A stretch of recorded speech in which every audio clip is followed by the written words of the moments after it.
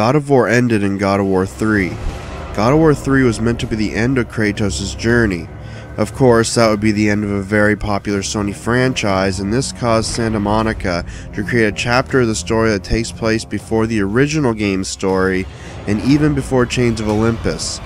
Can going back even further prolong the life of a fallen god, or should Kratos have stayed vindicated?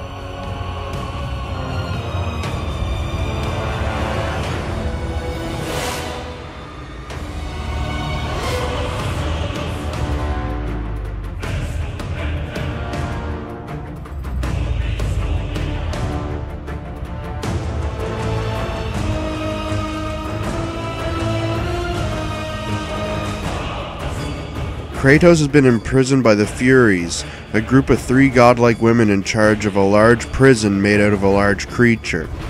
Kratos has been imprisoned for breaking his oath to Ares and begins his escape. The game takes place months before and in the present.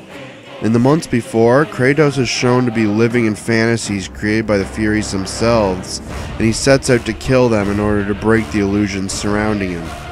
When we head back to the present, it's during his bouts with the Furies themselves. The story here is a little more interesting since Kratos is no longer engulfed by rage. He's a little more level-headed and focused this time around. I personally found this to be more preferable and found myself more invested with Kratos' struggle. Since this is a prequel story, the ending has to make sense, and I'm happy to say that it doesn't mess with the previous games. It's nice to see Kratos as a character and not an instrument of murder in what seems like the last game in his story.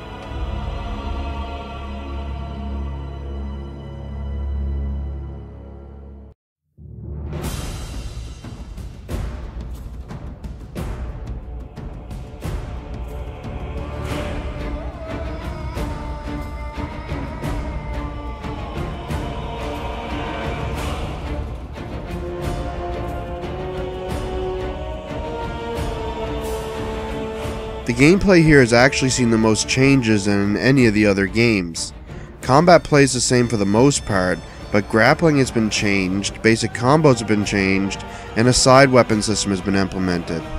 As you attack, you'll notice that Kratos' combos have been shortened, and as you deal damage and avoid damage, you'll fill up a rage meter.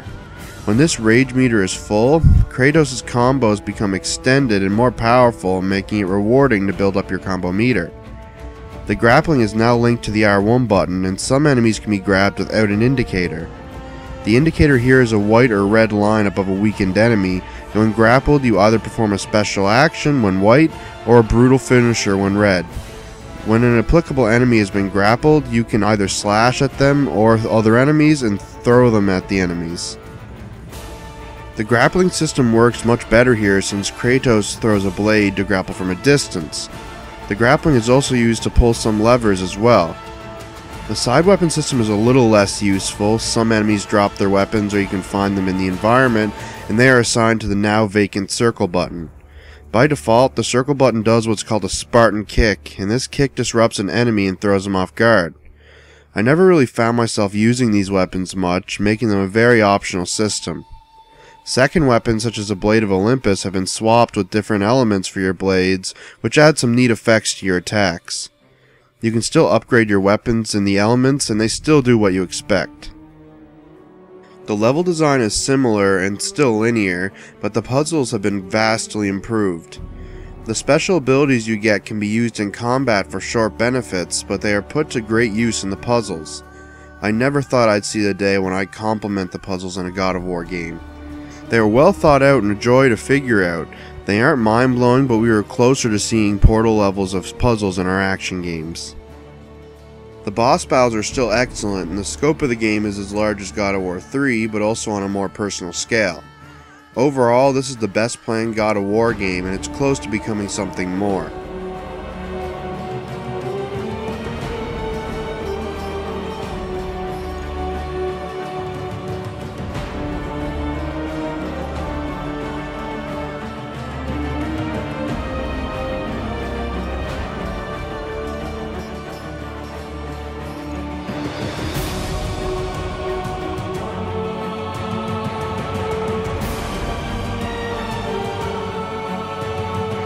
The music and voice work are still fantastic, and Kratos' calmer personality in this adventure lets you hear him more as a person. His performance is still excellent, but he gets fewer lines than you'd hope. The music is still epic and the sound effects are still fitting. Kratos holds up well here.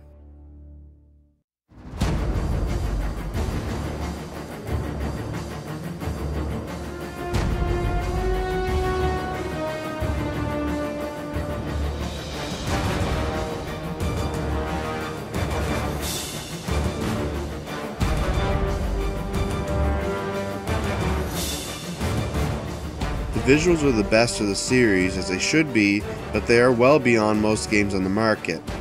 The scope and beauty of some of the environments are stunning, and the character models look fantastic. You go to many locations and fight multiple different enemy types, but it's sad to say that the enemy variety is pretty low. The cinematics are well made, and the violence still looks brutal and over the top, while still remaining realistic as they can be. Not much to be said other than it's a fantastic looking game. Keep up the good work, Santa Monica.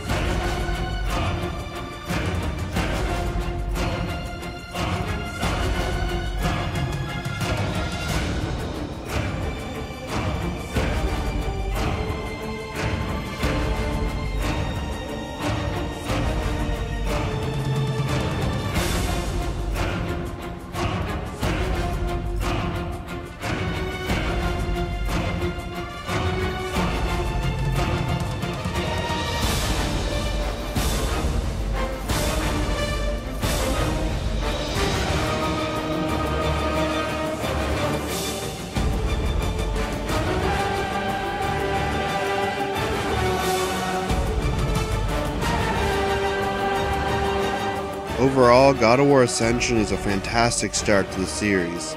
I am not the biggest fan of the previous games, but I think it shows us what is best about the franchise while giving us something new. Kratos is a lot calmer, the combat is deeper, the fights are epic, and the visuals are beautiful. If you enjoyed the previous games and are itching for more, you should have already gotten this game. I've left multiplayer out of the review because I haven't touched it since I played the beta and I thought it was awful. Thankfully, the multiplayer hasn't taken away from the great story. Kratos earns himself an 8.5 out of 10.